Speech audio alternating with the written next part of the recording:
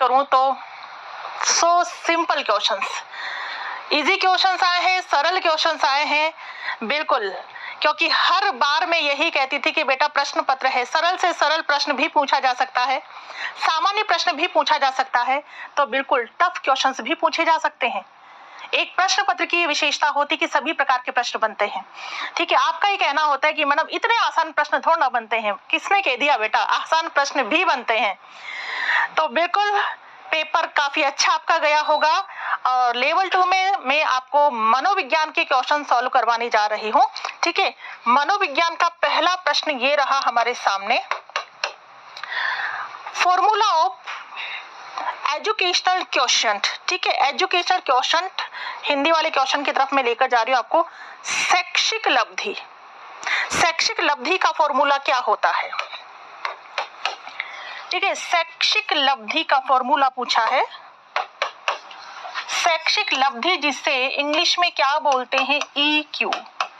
तो EQ का formula क्या होता है? ध्यान दे बेटा, EQ का फॉर्मूला होता है शैक्षिक आयु अपॉन दैहिक आयु इंटू 100, या हम इसे कह सकते हैं ज्ञान आयु, ठीक है, अपॉन वास्तविक आयु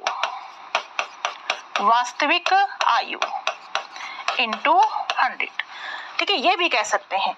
मान लीजिए किसी की ज्ञान आयु यानी शैक्षिक आयु 9 है और वास्तविक आयु 6 वर्ष है, तो इंटू 100 कर देंगे, इसको कैलकुलेट करेंगे, 150।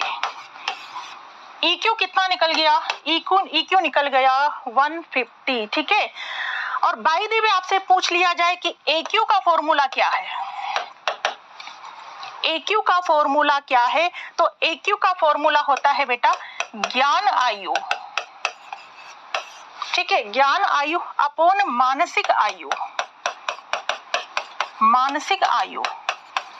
इंटू 100, ये AQ का फॉर्मूला होता है। ठीक है, और EQ का फॉर्मूला क्या है? शैक्षिक आयु अपॉन दैहिक आयु इंटू 100, ज्ञान आयु अपॉन वास्तविक आयु इंटू 100। जैसे ज्ञान आयु या शैक्षिक आयु किसी की 9 है, वास्तविक आयु या दैहिक आयु किसी की 6 है, तो ठीक है 150, EQ क्या निकल गया 150, तो यहां पर आंसर आएगा अपना B।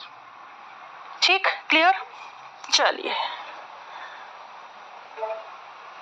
नेक्स्ट क्वेश्चन है आपका, कौन सा समायोजन का प्रत्यक्ष तरीका है?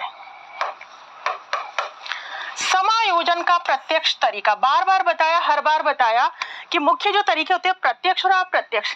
प्रत्यक्ष तरीकों की हम बात करें तो प्रत्यक्ष तरीकों में क्या क्या आ जाता है? प्रत्यक्ष तरीकों में आ जाता है बाधाओं को दूर करना, ठीक,